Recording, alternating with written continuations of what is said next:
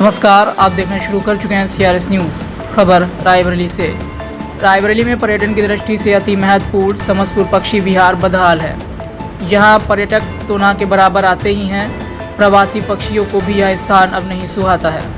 दरअसल 780 एकड़ में बने इस पक्षी विहार की सड़कें जर्जर हैं और लगभग 250 एकड़ का तालाब जलकुंभी से ढक गया है।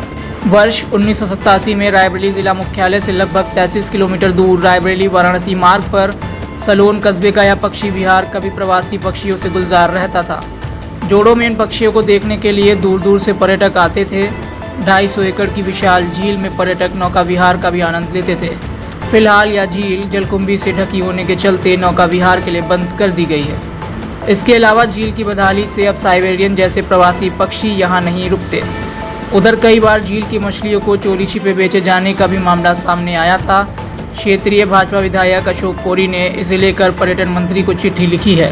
इसके अलावा उनके पास कुछ ऐसे कर्मचारियों की शिकायत भी आई है जो चोरी छिपे यहां से लाखों रुपए कीमत की मछली बेच लेते हैं। विधायक अशोक कोरी ने इस मामले में भी कार्रवाई कराए जाने की बात कही है। अशोक कोरी ने कहा कि यह पक्षी विहार पर्यटन की दृष्टि से अति महत्वपूर्ण है, ऐसे में इसे लेकर उनकी तरफ से भी कुछ काम कराया जा रहा है। जी, समस्तपुर पक्षी विहार में जो है झील है, आधे से ज़्यादा कुंभी में पट गई हैं, कुछ सड़कें भी खराब हैं। आप क्षेत्रीय विधायक हैं, क्या कहना चाहेंगे? देखिए, समस्तपुर पक्षी विहार की जो झील है वो सलोन विधानसभा के लिए बहुत ही महत्वपूर्ण जगह है और पर्यटन की दृष्टि से भी, और काफ़ी आसपास के ज़िलों के भी कई स्कूलों के बच्चे वहाँ आते हैं और जब सीज़न होता है तो वहाँ पे साइबेरियन पक्षी भी आते हैं। और मैंने अभी लगभग पिछले 1.5 से 2 सालों में वहाँ पे काफ़ी काम कराया भी है। अंदर का सुंदरीकरण का काम भी हुआ है, वहाँ पर स्वागत द्वार वगैरह बना है, अंदर की जो सड़कें ख़राब थी वो भी काफ़ी बनवाई हैं। लेकिन हाँ, निश्चित रूप से उसमें बहुत सारा काम अभी बाकी है।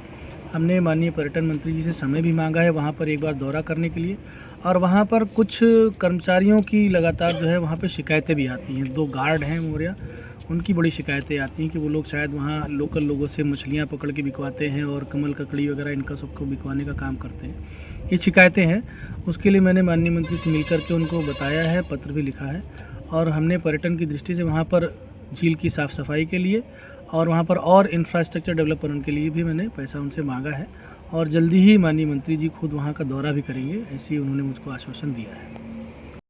ज्ञानंद कुमार त्रिपाठी, एडवोकेट, तहसील सलोन, यहाँ का स्थानीय निवासी हूँ। आज हम समस्तपुर पक्षी विहार में मौजूद हैं और यहाँ पर समस्याएं ये है कि जो मुख्य मार्ग है समस्तपुर पक्षी विहार की वो एकदम जर्जर हो गया है, और जो भी स्थानीय लोग हैं या जो भी बाहरी पर्यटक आते हैं उन्हें आने में बड़ी परेशानी होती है। दूसरी समस्या यहाँ पे जो मुख्य आकर्षण का केंद्र है झील, तो झील में लगभग 1/3 हिस्सा छोड़कर बाकी हिस्से में काई और जलकुंभी पटी हुई है, जिसके न निकलने से झील का जो सौंदर्य है वो नष्ट हो गया है। और तीसरी चीज़ है, यहाँ पर जो भी संयंत्र लगाए गए हैं और खेलने कूदने के जो झूले लगे हैं वो बहुत पुराने हो गए हैं, जर्जर हो गए हैं।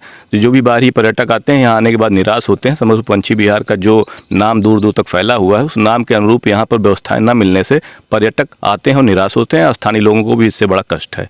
तो इस पर आप क्या कहना चाहते हैं? इस पर हम ये कहना चाहते हैं, सरकार ने जिस उद्देश्य से इस पक्षी विहार की स्थापना की है उस उद्देश्य की पूर्ति के लिए जो भी संभावित बजट हो उस बजट को भेजा जाए और उस बजट से क्या कार्य हो रहा है उसकी मॉनिटरिंग की जाए। पैसा समय समय पर आता भी है, लेकिन वो स्थानीय स्तर पर उसका क्या उपयोग हो रहा है इसकी मॉनिटरिंग की जाए और समस्तपुर पक्षी विहार का जो प्रदेश स्तर पर नाम है उस नाम के अनुरूप इसका विकास किया जाए।